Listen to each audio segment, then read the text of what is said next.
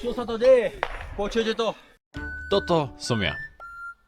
Náčelník Apačov vine tam, ktorý si nevie dať rady s To banditmi. je presne dôvod, prečo som vás zavolal. Našťastie som našiel kopu skautov, ktorí pod úkladom tréningu, vytrvalosti a spolupráce sú schopní tento problém vyriešiť. A preto potrebujeme vás, aby ste zistili, čo sa na tých miestach odohrávalo. Najprv ale budeme potrebovať vedieť pracovať s kompasmi. Tak to ovoňam. A tá vôňa sa mi dostane do hlavy. A to ma tak vždycky takto... A vieš, že mám ísť tým smerom. Hrali karty a potom ich napadli, tak sa Skauti sa pomocou kompasov dostali na rôzne miesta. červenú šipku na N, na sebe Takto, Áno. a nájdi 300 už tam. Na týchto miestach museli zapojiť svoju fantáziu a zistiť, čo sa tu stalo. Stretnutie prebiehalo podľa plánu, keď zrazu Willow vytasil dýku a zahnal sa po náčelníkovi. Bol som poranený a zviazaný. Ale som predsa len ten nejaký náčelník a podarilo sa mi uísť. Potom náš indián, veľmi statočný indián, utekal a nakoniec sa musel umyť. Keď sa umýval, ho však zaslil cowboy. Zase ma našli a začali po mne znova strieľať. Sice už som bol zranený, ale moja obratnosť sa nezmenila. Nakoniec náš milovaný indián umrel. Ale cowboya chytali ostatní indiáni. A cowboy, ktorý si myslel, že už mu nič nehrozí, ich zaviedol do cowboyského dúpeťa. Indiáni našli všetkých koubojov a ich skríše. Kouboji vedeli, že situácia je v prospech indiánov. Na signál ich šéfa Willowa kouboji zutekali a zanechali si sebou všetko, čo našli. Jedno miesto však zostáva záhadou. To čo je? To je akože normálne na poschodí môžeš... Áno, Kokos. to na poschodí voláme veľké sranie. Sranda, jak všetci chodia sem hore. Aby sme sa ubránili útoku banditov, musel som im prezradiť ešte jedno tajomstvo. Ako ste si mohli všimnúť, banditi na nás útočia už pár dní a nie je to len tak bez dôvodu. To, čo chcú získať, je priamo tu. Je to totiž polovica plánu mapy k pokladu. Banditi však zaútočili v tom najneočakávanejšom momente. Že sa ubránime týmto banditom. Čo? Nie! Môj plánik! Bandita pôjde za mnou? Ja sa ho nebojím. Dostane do tela guľku.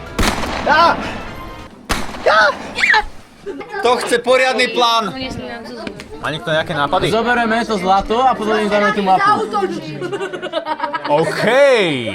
Dobre, urobíme to takto. Najprv im ukradneme mapu, ktorú nám oni ukradli. Potom nájdeme druhú mapu, potom nájdeme poklad a potom neviem, potom ho schováme. Schováme ho inde, si ho zoberem. A potom im dáme tú bezcennú mapu. Áno, potom im dáme mapy, ktoré už budú bezcenné, lebo poklad bude inde. Kto je pripravený do boja proti banditom? Perfektne. Priatelia, poďte za mnou.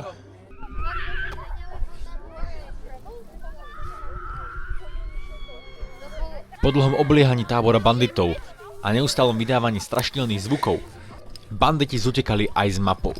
Čau. Kde je? Kam ušiel? Išiel tam ku tým stanom. Toto je čo? To vyzerá ako ono. To je ako mapa. Wow. Ukáž.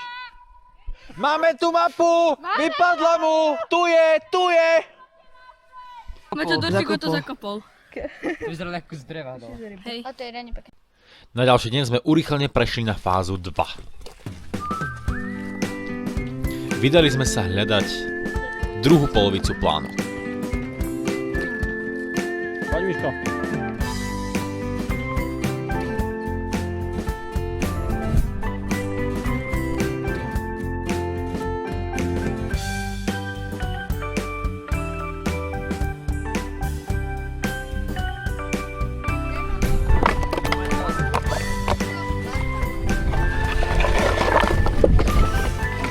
Vidím.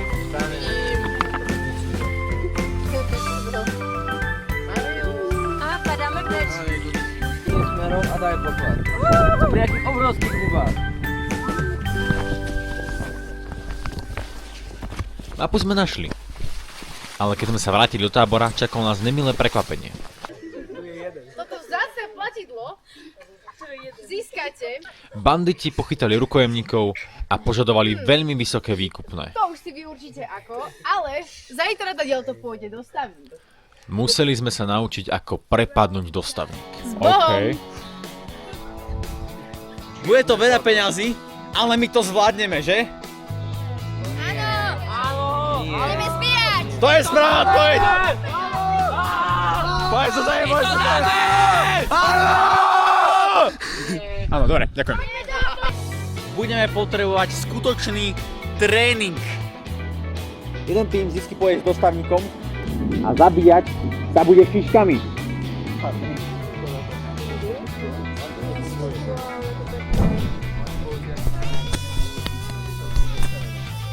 Ahojte, rockery.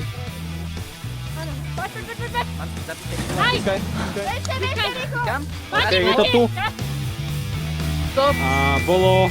Všetci žijete? Perfektne, perfektne. Všetko išlo perfektne, boli v tom naozaj dobrí. Nice. Ale v tom začalo pršať. Ty kokos. Je tak ukradnutá, že to je farebná červa. Ja tak zavádza. Trošku nás vytopilo. Ten bermudský trojuholník. Takže najbližších pár dní sme museli zostať v hangároch a v spoločákoch. A jediný program, ktorý fungoval v spoločáku, bol Rišo. Dobrý deň, ujovia a čety. Dneska tu máme vyvolávaciu cenu 44 eur za moje vložky. Počujem 2000 eur, počujem 5000 eur. Sú použité. Pán včer, sú použité, kto dá viac? 200. 200 eur, 200 eur. Kto dá viac? Použité vložky moje. 200 eur a 1 cent. 200 eur a 1 cent, kto dá viac? 200 eur a 5 centov. 200 eur a 5 centov, kto dá viac? Peťo Malkus, kto dá viac? 500 eur, kto dá viac? Kto dá... 1000 eur, kto dá viac? Milión, máme tu milión! Kto dá viac? Čiže čo sa týka skáčského tábora, tak to je za to, aby sme poslali deti domov. Asi aj tak nemá zmysel pokračovať s programom. O program sa teda ku koncu tábora postaralo počasie a Rišo. Náš skautský tábor sa náhle musel zrušiť. Aký má na to náš zástupca? Som teraz hovoril. Ticho, musí znova. Mrzí nás to, je mi to veľmi ľúto, inak to nešlo. Na čo pôjdem domov, keď zrušili tábor.